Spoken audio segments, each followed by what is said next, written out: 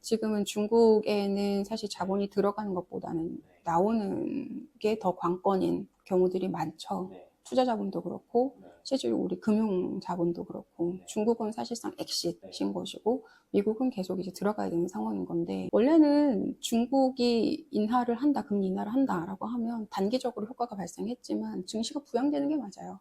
그리고 이를 통해서 성장률에 대한 전망치가 더 높아질 수 있다라고 하면 그러면 당연히 미국에서 일부라도 자금이 또는 미국이 아니라 주변 다른 국가들에서 중국보다 더 예를 들어 기대 수익이 낮은 국가들에서는 중국으로 들어가는 게 맞죠. 근데 지금 이제 중국은 대부분 자본들이 엑싯을 준비를 하고 있는 상황이다 보니 그런 것 같습니다. 그래서 금리도 봐야 되고요. 글로벌 전체적인 자본의 트렌드도 봐야 되고 그 안에서 금리의 효과가 향후에 어떤 성장률이나 증시에 미칠 수 있는 기대 효과가 기대감을 개선시킬 수 있느냐에 대한 부분들도 봐야 되는 부분. 이건 이제 시장을 보는 입장에서 얘기를 한다라고 하면 금리의 역전의 원인도 살펴봐야 되고요. 만약에 정말로 미국이 중국보다 금리가 더 낮아질 수 있다. 그러면은 지금 미국이 3%포인트 이상 기준금리를 낮춰야 되거든요. 3%포인트 가까이 낮춰야 되거든요. 그렇다면 사실은 글로벌 경기 침체를 생각해야 되는 상황인 것 같고요. 그러면 미국도 성장률이 2%는커녕 1% 또는 기술적인 경기 침체까지 겪을 국면이고요.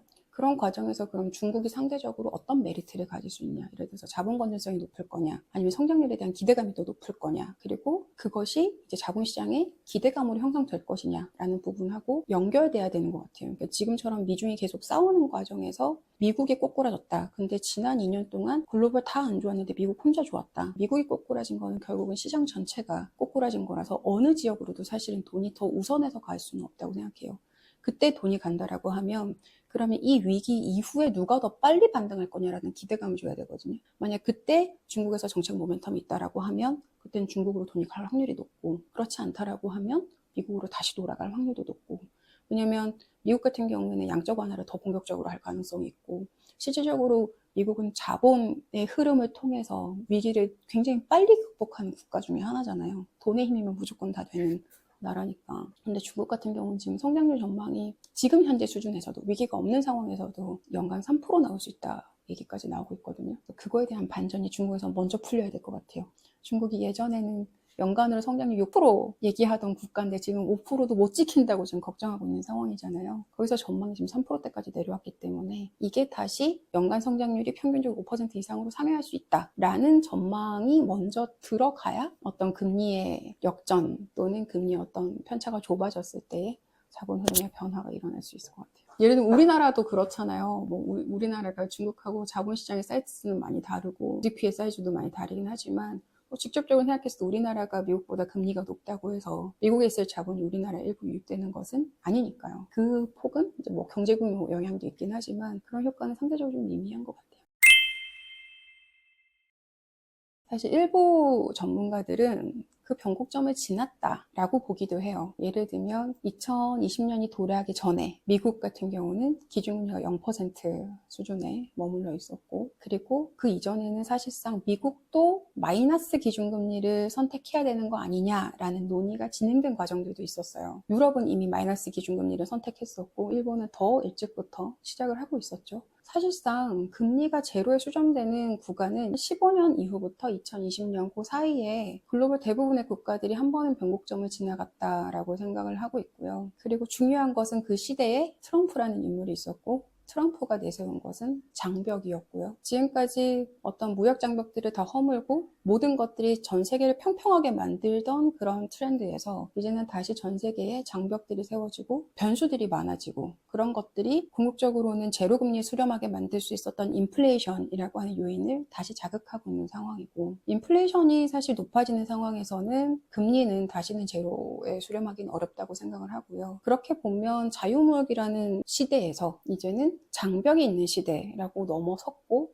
그것은 금리에서도 변곡점을 일으키면서 제로금리 같은, 지금보다 금리가 낮은 쪽에서 평균적으로 수렴하는 현상들은 보기 어려울 것 같다라는 전망들을 많이 하고 계신 것 같아요. 근데 저도 그 의견에는 일부 공감을 하고요. 특히 최근에 보면 트럼프 2기가 시작되면 트럼프 대통령이 본인의 집권 첫날, 임기 첫날 멕시코와 캐나다에 25%의 관세를 물리겠다. 그리고 중국에도 현재의 관세에서 10%포인트의 더 높은 관세를 만들겠다라고 얘기를 했거든요. 이건 무슨 말이냐면 미국에 들어오는 수입 물품에 대해서는 가격을 더 높게 들여오겠다라는 뜻이에요. 희생하는 거죠, 사실은. 인플레이션을 희생하겠다는 뜻이고요. 그래서 실제로 예에 대해서 분석한 자료에 따르면 이러한 정책이 실현될 경우에는 연간 인플레이션이 0.7%포인트씩 높아질 수 있다라고 전망을 하고 있어요. 그렇다면 지금 현재 미국의 2%의 수렴에 가는 물가는 평균적으로 3%일 가능성이 높고,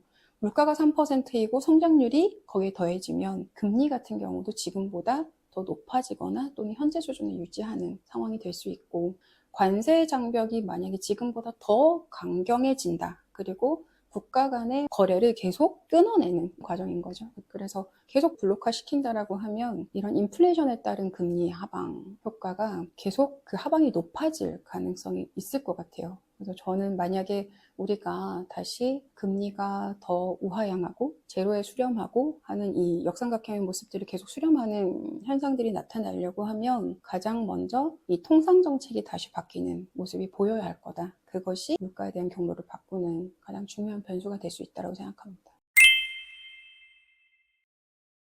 그게 상당히 굉장히 위험한 상황인데요. 그러니까 성장률은 낮아지고 물가는 높다. 잘 아시는 스태그플레이션이죠.